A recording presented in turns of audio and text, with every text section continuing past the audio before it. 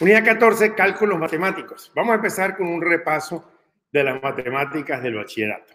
5 octavos, eso es una fracción. Una fracción tiene el numerador, que es lo que está arriba, el denominador, que es lo que está abajo. Cuando queremos cambiar una fracción a decimales, lo que hacemos es que dividimos el numerador entre el denominador. Por eso es que hablábamos antes que un octavo, dividiendo 1 entre 8, es 0.125. Entonces, si tenemos un medio, dividimos 1 entre 2, es 0.5. De manera que cuando queremos cambiar de fracción a decimal, lo que hacemos es que dividimos el numerador entre el denominador. Si queremos cambiar de decimales a porcentajes, lo que hacemos es multiplicar por 100. Si yo tengo 0.5, lo multiplico por 100, es 50%. 0.25 lo multiplico por 100, es 25%. Si quiero cambiar de porcentaje a decimal, en cambio de multiplicar, lo que hago es dividir. Entonces, si tengo 50%, lo divido entre 100, me da 0.5. 0.5 es lo mismo que 50% convertido a decimal. Entonces, en otras palabras, pues lo que hago es correr el punto decimal. ¿Correcto? La ganancia o pérdida es la diferencia entre lo que yo vendí y lo que yo compré. Si yo le resto al monto de la venta el monto del costo, me va a dar la ganancia o la pérdida. Pero a un inversionista le interesa saber el porcentaje de ganancia o porcentaje de pérdida que tuvo. Porque no es lo mismo que yo diga que me gané $100,000 cuando invertí $1,000,000 o que me gané 100,000 si invertí 100,000. Voy a tener un porcentaje mucho más alto si la inversión fueron 100 y obtuve 100, que sí. Pero si yo invertí 100 y me gané 100,000, me gané un 100%. Si yo invertí 1,000,000 y me gané 100,000, lo que me gané fue el 10%. Entonces, a un inversionista le interesa saber el porcentaje que obtuvo sobre lo que él invirtió. Y eso se calcula sacando la cantidad ganada o perdida dividido entre el costo total. Y es una formulita muy simple que ayuda a resolver este problema. Si un lote costó 28,000 y se vendió en 35,000, ¿cuál fue el porcentaje de ganancia? Pues la cantidad ganada la sabemos. 35 menos 28 son 7,000 lo que se ganó. Pero ¿cuánto fue el porcentaje? 7,000, que fue la ganancia entre el costo, que fue 28, y ese va a ser el porcentaje de ganancia que tuvo. 7,000 entre 28,000 me da 0,25, que expresado en porcentaje significa 25%. Quiere decir que me gané un 25% sobre una inversión de $28,000 que hice. Si el dueño le costó la casa 125,000 y la vendió en 100,000, perdió, ¿cierto? ¿Cuánto perdió? $25,000. ¿Cuánto representa esos 25,000 en un porcentaje de pérdidas? Será 25,000 dividido entre lo que le costó, que fueron 125,000, porque siempre se divide la ganancia o pérdida entre lo que costó. Por consiguiente, 25,000 de pérdidas entre 125,000 me da 0.2. Porcentaje de pérdidas, 20%. ¿Correcto? Un ejemplo más. Si el lote se vendió en 35,000 y dejó una ganancia del 25%, ¿cuánto fue el precio del lote? Acá la manera más fácil es hacerle una regla de 3, ¿cierto? Como ya les aprendimos y vimos la regla de 3, tenemos que el 125% que tiene el 100% de lo que costó y el 25% de la ganancia, ese 125% está reflejado en el monto que vendí, que fueron $35,000.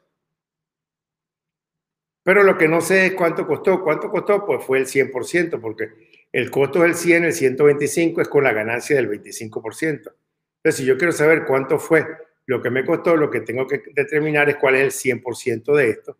Y entonces, lo que me costó será igual a multiplicar 100% entre 30, multiplicado por 35,000 dividido entre 125. Eso me va a dar 28,000. Correcto. 28,000. El 125 sale porque la ganancia fue del 25%.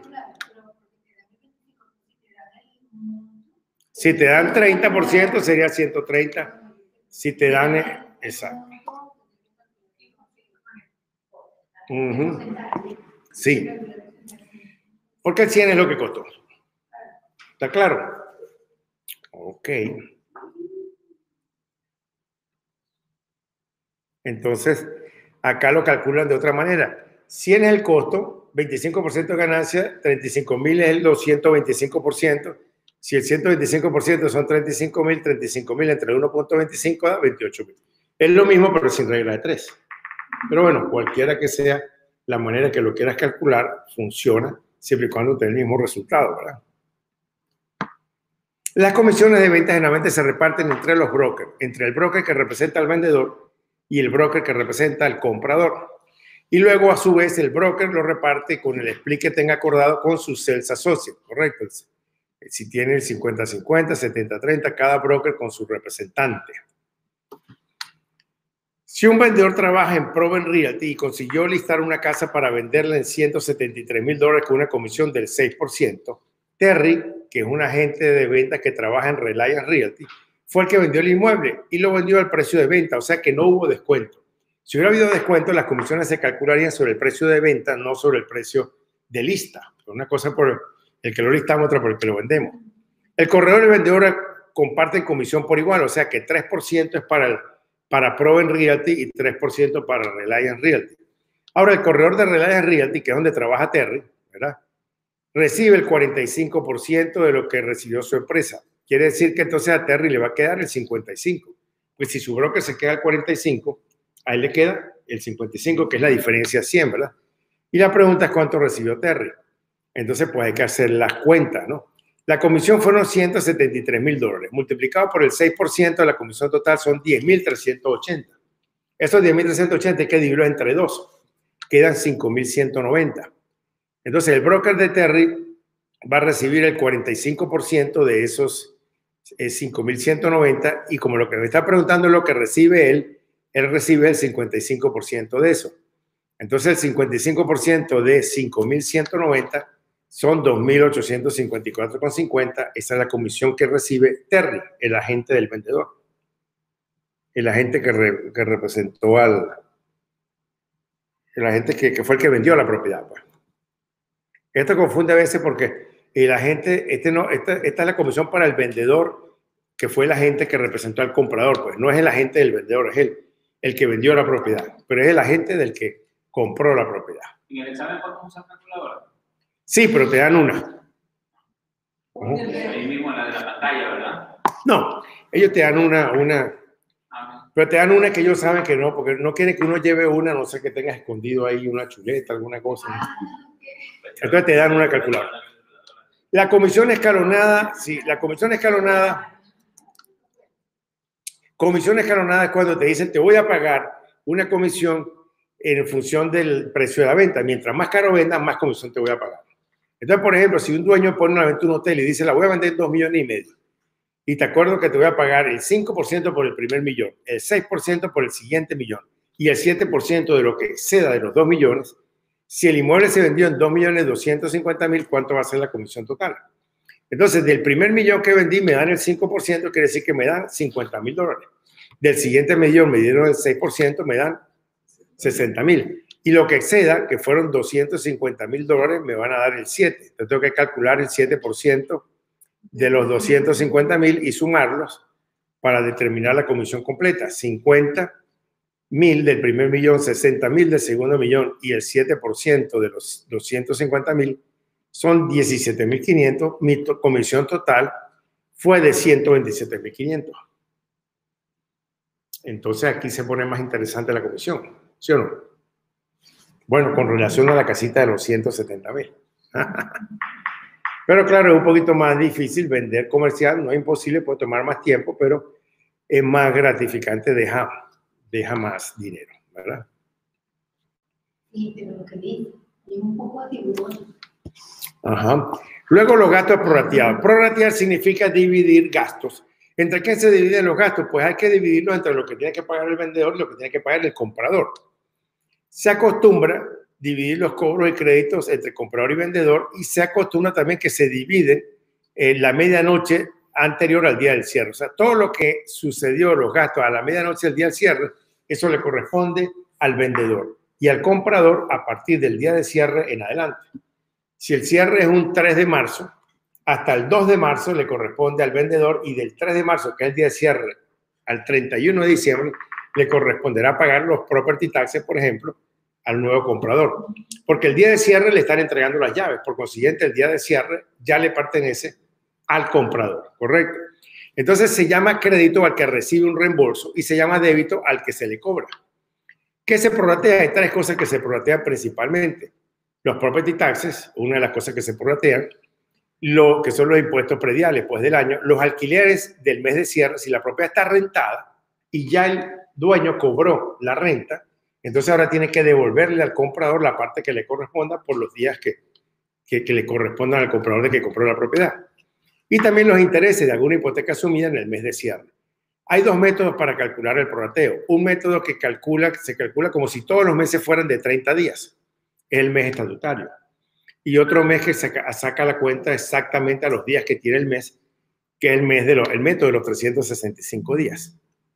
¿Verdad? Porque sabemos que pues tenemos meses de 28 días. ¿Cuántos meses tienen 28 días? Todos tienen 28 días. Hay uno solo que nada más llega hasta 28 días, pero todos los demás.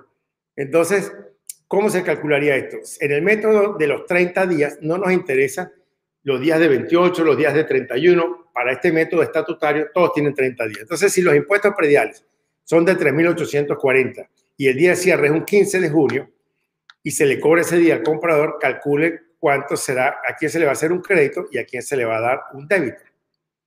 ¿Qué es lo que sucede? Del 1 de enero al 14 de junio, eso le corresponde pagarlo al vendedor, porque él vivió ahí. Del día del 15, que va a empezar a vivir el comprador, al 31 de diciembre, le corresponde pagarlo al comprador. Ahora, los impuestos, como tú decías, no se han pagado, se van a pagar hasta el año siguiente. Pero como se van a pagar y lo va a tener que pagar ahora es el comprador, hay que debitarle al vendedor lo que él tendría que pagar del 1 de enero al 14 y hacerle un crédito al comprador para que él los tenga y los pague antes del vencimiento del año siguiente. Y entonces hay que hacer ese prorrateo y calcular cuánto le tengo que debitar al vendedor para acreditárselo, para dárselo, hacerle un crédito, acreditárselo al comprador, y aquí es donde lo vamos a calcular. Del 1 de enero a mayo hay 5 meses, enero, febrero, marzo, abril y mayo, 5 meses. Y luego de junio son 14 días, porque el 15 ya le corresponde al comprador.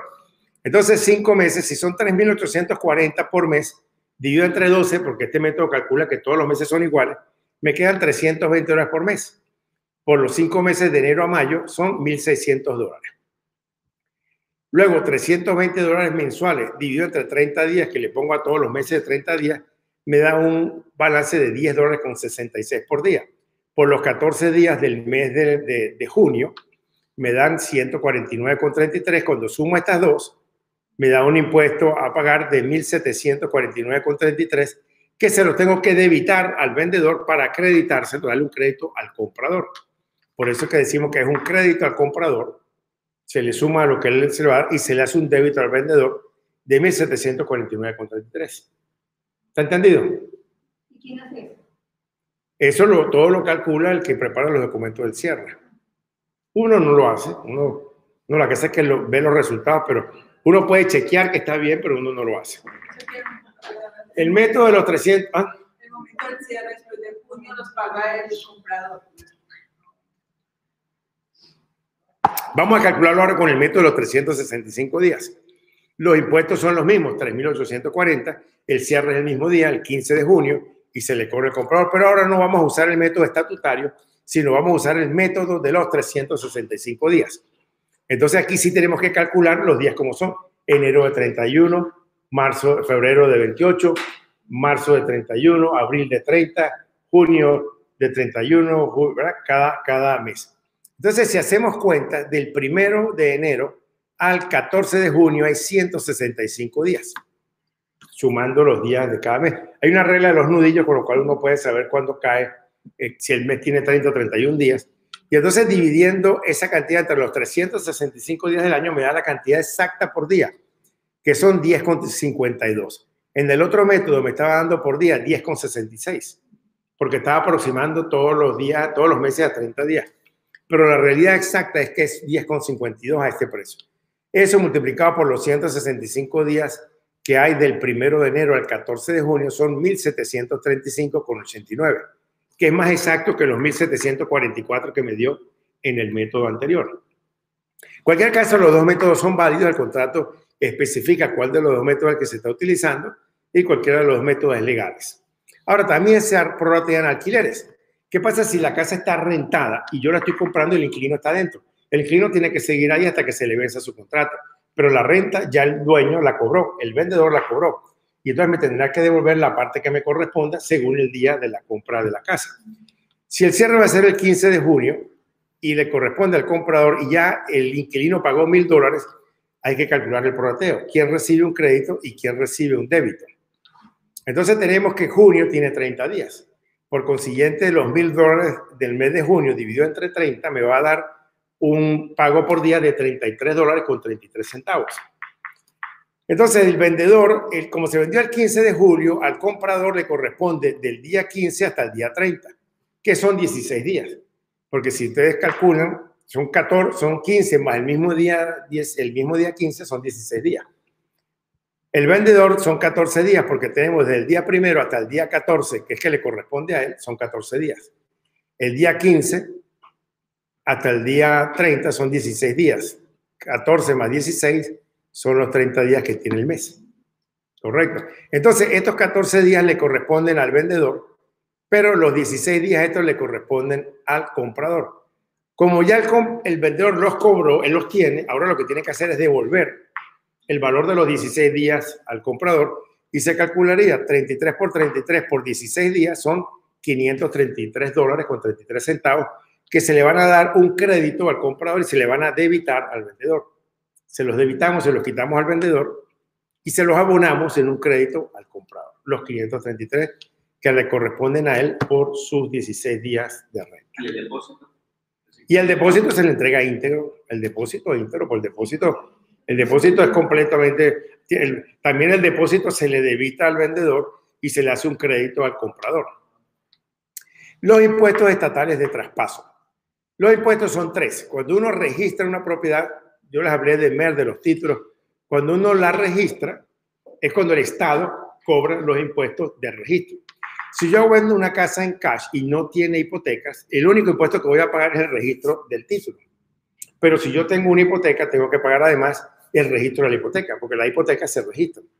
En muchos casos hay 2 hipotecas, una que estoy asumiendo y otra que estoy creando nueva. Entonces puedo tener 2 hipotecas, habría que calcular y registrar las 2 hipotecas.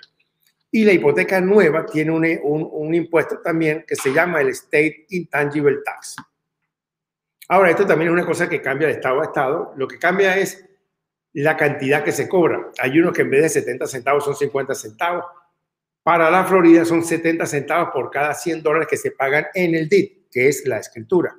35 centavos, que es la mitad de 0,70, que se pagan en las 2 hipotecas. Y .002, o sea, 0 con doble 0 y un 2, que es lo que se paga en la hipoteca nueva nada más. Y esto es algo que hay que aprender, porque es una pregunta muy fácil en el examen, pero si uno conoce lo que hay que pagar de los property taxes, si no, no hay manera de calcularlo.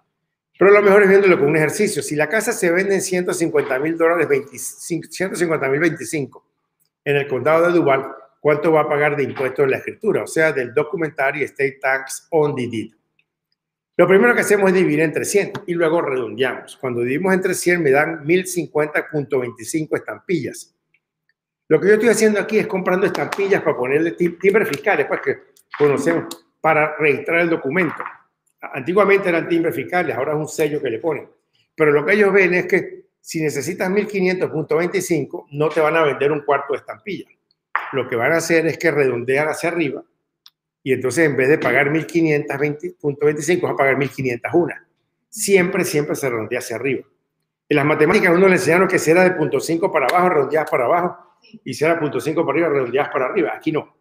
Te da 0.1 para arriba, 0.2 para arriba, punto lo que sea, se redondea al número siguiente. Entonces acá vamos a tener que comprar 1500 una estampilla a un valor de 70 centavos cada una. Hay que pagar unos impuestos de $1,050 con 70 centavos. $1,050 con 70 centavos. Ese es el impuesto del registro de la escritura. Del título. Eso es lo que se paga cuando se registra el título. Además de eso, Lo que hay que recordar es que se divide entre 100 y se redondea, porque si no redondean, la diferencia va a ser unos pequeños centavos, pero entonces van a tener la respuesta incorrecta. Luego se pagan los impuestos en las notas, en las hipotecas. Los hipotecas, en el examen lo van a poner a calcular 2 veces, porque le van a dar una hipoteca asumida y una hipoteca nueva. Pero se calcula de la misma manera, simplemente dividiendo la hipoteca entre 100 y redondeando. Aquí tenemos 2 hipotecas, la asumida de 62.350 y la nueva de 110.000. Cuando dimos entre 100 me da 623.5 estampillas. Como dije antes, hay que redondear hacia arriba y entonces son 624. A un valor de 35 centavos cada una son 218,40.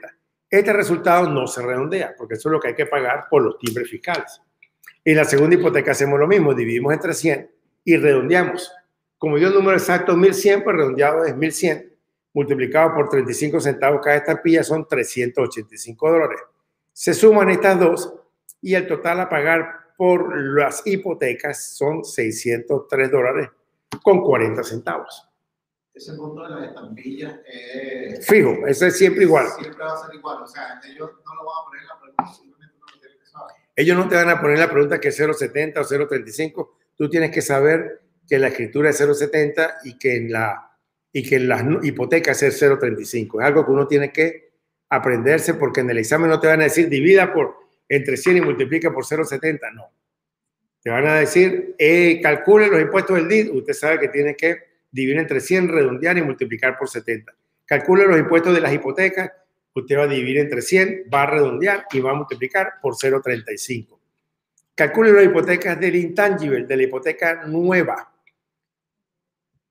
Son muy malazos ahí, entonces le van a dar 2 hipotecas. ¿Para qué? Ellos quieren ver que usted sabe que el intangible se paga solamente en la nueva hipoteca, no en la asumida.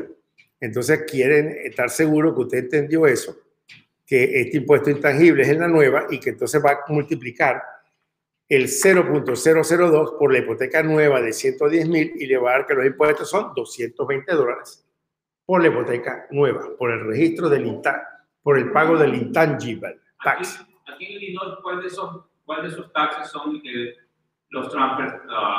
Todos estos son transfer tax. Todos estos son impuestos de transferencias estatales que se pagan cuando registras. Aquí hay uno que es 0.75 por cada 1.000, ¿verdad? Que es el que vimos así. Pero solamente cobran ese, no cobran otro. No cobran los de las hipotecas. ¿Estás seguro? ¿Tú la compraste con crédito? Sí, pero no recuerdo, por lo que sí me recuerdo era 0.75 por cada 1.000. Bueno, acá es 0.70 por cada 1.000. En Wisconsin es 0.50, pero lo que hay que recordar es el 0.70 para la Florida por 0.70 por cada 100, no por cada 1.000, por cada 100. Y es 0.35 por cada 100. En la Florida los impuestos de transferencia, esto es lo que se lleva lo que se lleva el Estado, pues cada vez que se hace un registro de una hipoteca. 0.70 por cada 100, 0.35 por cada 100 y 0.002 por la hipoteca nueva, por el intangible tax, la nueva hipoteca. La amortización de la hipoteca. La amortización de la hipoteca es calcular cuánto de lo que pagamos mensualmente fijo va para intereses y cuánto va a principal. Pero un inversionista puede querer, o alguien que está comprando una casa, sabe que al principio va a pagar más de intereses que de capital, pero quiere saber cuánto va a principal y cuánto va a intereses. Y para hacer eso es muy sencillo, pero hay que tomar en cuenta que se necesitan 3 valores para hacerlo. Esos 3 valores son el monto del préstamo, la tasa de interés que se va a pagar y el pago mensual. Con estos 3 valores ya yo puedo saber cómo se hace la amortización de una hipoteca. Y esto es algo que ustedes pueden practicar. Ahora les voy a enseñar cómo se hace, pero lo van a poder practicar en sus casas, utilizando también la misma página esta de amortización, esta que vimos acá de la página Bank Rate, Bank de banco, Rate de rata. Porque fíjense acá, en esto de los $100,000, pagando $369,62 mensuales, ¿verdad? El primer mes, ¿cuánto estamos pagando el primer mes de intereses? $166,67. Y a principal, 202,95. Bueno, mira, que como una deuda pequeña, se está pagando más de principal que de intereses. Pero generalmente si hablamos, por ejemplo, de una deuda de $165,000 a 30 años con el, vamos a decir, el 4.5% de interés mensual,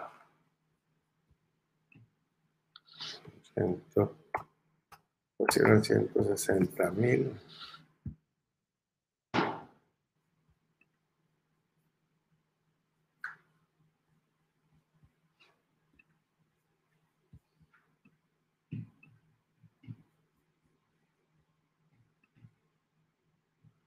Son a 120 al 6%. Vamos a decir una como esta, 120,000 al 6%. Si yo tengo una deuda de $120,000, 120,000 al 6%, voy a pagar 719,46 mensuales a lo largo de todo el préstamo. ¿Ok? Entonces, el primer mes voy a pagar $600 de intereses y abonando solamente 119,46 a principal. Y el segundo mes estoy pagando 599,40 de intereses y 120,06 a principal. Esto que me calcula aquí en la página web automáticamente es lo que en el examen le van a pedir a ustedes calcularlo manualmente. Entonces, lo que lo voy a hacer es cómo se hace para llegar aquí a esto. Pero en esta página ustedes pueden darse cuenta si lo calcularon bien. Meten los valores ahí. Y, lo calculé bien. Y se llama Bank de banco, B-A-N-K, Rate, R-A-T-E. Bank Rate. Bank Rate. Para calcular esto, lo que se hace es que el saldo de la deuda, si ahí me dicen, tengo $100,000, que es lo que presté, a una tasa de interés del 12% anual, entonces multiplico 100,000 por 12, por 12%, me va a dar $12,000. Dividido entre 12, me va a dar el interés del primer mes. Entonces, lo que yo tengo que pagar de interés el primer mes son $1,000. Entonces, si yo tengo un pago fijo mensual, a eso le resto lo que estoy pagando de intereses y me va a quedar lo que estoy abonando principal. ¿Correcto? Y luego al siguiente mes vuelvo a hacer lo mismo. Eso es mejor verlo aquí en un ejercicio. Si un comprador tiene una hipoteca de $120,000, o sea, el préstamo empieza con $120,000. La tasa de interés es 6% y el pago fijo que él paga mensual es de 719,46. El comprador quiere saber cuánto de los dos primeros pagos mensuales va a ser de intereses y cuánto va a ser de principal. Ahorita le mostré cuánto es, pero vamos a ver cómo se calcula. 120,000 por el 6% de interés al año son $7,200 al año. Pero el primer mes tengo que dividirlo entre 12, entonces me va a dar que el pago de intereses el primer mes es de $600. Correcto, ¿hasta ahí me siguen? Entonces, si yo estoy pagando fijo todos los meses 719,46 y el primer mes aboné 600, pagué 600 de intereses, ¿cuánto fue lo que aboné a principal? 719 menos con 46 menos 600, aboné 119,46 a principal. Entonces, mi primer mes, el pago de intereses fue $600 y el pago a principal fue de 119,46. Pero en el examen me van a preguntar cuánto fue lo que pagué en el segundo mes. Ya para el segundo mes yo no debo 120,000 porque ya aboné 119,46. Entonces la deuda que tengo ahora será de 119,880,54. Ese es mi nuevo saldo. Por eso es que si yo en el primer mes, en vez de mandar los 719, mando $100 más de abono a capital, voy a ahorrarme dinero en intereses porque lo van a aplicar acá. Entonces ya para el segundo mes, en vez de deber 119,880, debería 119,780. Si hubiera mandado $100 de más. Pero como no es el caso, aquí lo que hago es que vuelvo a sacarle el 6% anual, que me dan 7,192,83. Lo vuelvo a dividir entre 12 para saber los intereses de nuevo del segundo mes, que van a ser 599,40 que pago de interés en el segundo mes. Entonces, como ya sé cuánto pago de interés en el segundo mes y quiero saber lo abono principal, pues a la cantidad fija que pago cada mes, que son 719,46, le resto los 599,40 y me queda el pago de el abono principal en el segundo mes, que es 120,06. Que es lo mismo que me dio aquí en la tablita esa que le mostré, ¿ves? 120. Aquí nos dio ¿Ves? 120,06, 599,40. Entonces, por eso es que les digo que pueden utilizar esa página de BankANK, Banco Rate, para que practiquen más esto. Pero es muy simple. Solamente al monto de la deuda se les saca el porcentaje de interés anual, se divide entre 12 meses porque se quiere sacarlo del primer mes. Y ese es el pago de intereses. Cuando al pago fijo le resto el pago de intereses, me da el abono principal del primer mes. Lo repito para el segundo mes, sin olvidar que para el segundo mes ya no debo lo mismo 120, sino que le tengo que restar lo que hice de abono principal el primer mes. Eso es todo. Antes de cerrar, ¿qué hacemos? Se solicita la hipoteca, se hace el peritaje para ver que no haya un encroachment, no me invadieron la propiedad. Se ordena el avalúo, eso lo ordena el banco y lo paga el comprador. Se ordena el aseguro de la escritura, se preparan los documentos de cierre, se hacen las inspecciones del inmueble, se puede hacer una inspección previa antes del cierre, ¿verdad? Si queremos estar seguros que si no dejaron la nevera, la lavadora, que sí, que todo está en orden, que las reparaciones fueron hechas. Y hay partidas, cuando vamos a los gastos, cuando vamos a los documentos de cierre, entonces hay partidas dobles. Dobles es que se registra del lado del comprador y del lado del vendedor. Las excepciones son el depósito del comprador, la hipoteca existente liquidada, una nueva hipoteca obtenida de una institución financiera y los gastos. Los días del comprador son los que utilizan la partida prorrateada que se paga antes del cierre, como son las rentas, y los días del vendedor son los que se utilizan cuando la partida prorrateada se paga después del cierre, como los property taxes, que se pagan después. En el extracto de cierre del vendedor, no, me salté una. Ah, no, sí, aquí estamos. Ajá. Entonces, en el extracto de cierre del vendedor, las partidas que son acreditadas al vendedor es el precio de compra total y otros elementos prepagados. Y en el extracto de cierre del vendedor, lo que va a aparecer como débitos al vendedor son las hipotecas asumidas, liquidadas o recién creadas, los impuestos prorrateados, los intereses o cualquier alquiler pagado por adelantado. Los depósitos en garantía se le van a debitar porque se le van a dar al comprador. Las estampillas documentales, generalmente el vendedor es el que paga las estampillas documentales de transferencia en la escritura, esa que es dividido entre 100 multiplicado por 0,70. O sea, el registro del DIT, el registro de la escritura, generalmente lo paga el vendedor. La comisión del corredor aparece en las partidas del lado debitadas al vendedor. El seguro de la escritura, la póliza del propietario, el owner policy del seguro del título, lo paga el comprador. La preparación de la escritura y los honorarios del abogado, si lo hubiere, lo paga el vendedor. Ahora, en el cierre, por lo general, hay un solo abogado allí. ¿A quién representa ese abogado? ¿Al vendedor o al comprador? A ninguno de los dos. Representa al banco. Representa al banco. Si el vendedor quiere un abogado, tiene que llevarlo, pero el que está ahí está representando al banco. Y si el comprador quiere, lleva un abogado. Generalmente no se utilizan abogados porque para eso está el agente que está representando al vendedor y el agente que está representando al comprador. No es obligación llevar abogado. No es obligación llevar abogado. Solamente en transacciones muy, muy grandes o complicadas podría llevar un abogado. En el extracto de cierre del comprador tenemos que las partidas que se le ponen como un crédito, se acreditan al comprador, son el depósito de la oferta que él dio, las hipotecas asumidas o recientemente creadas, los impuestos prediales prorrateados, intereses impagados o alquileres adelantados que le tengan que acreditar a él, y los depósitos en garantía que haya entregado. Eso es lo que hacen como créditos. Y como débitos, le quitan el precio de compra porque es un monto que él tiene que pagar.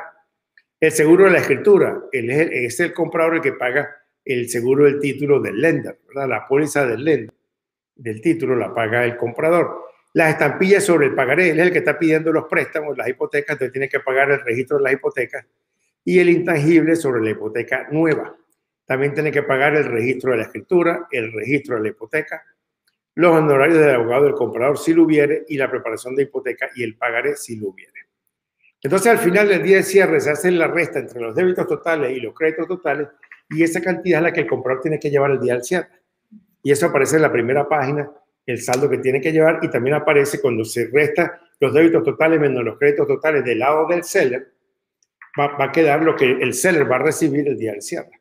Lo que le va a quedar después de que se pagaron a los bancos, después de que se pagó las comisiones de los agentes y todo esto. Y todo eso está en el resto.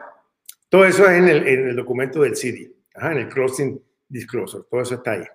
Y bueno, esto es todo de la unidad de las matemáticas, la unidad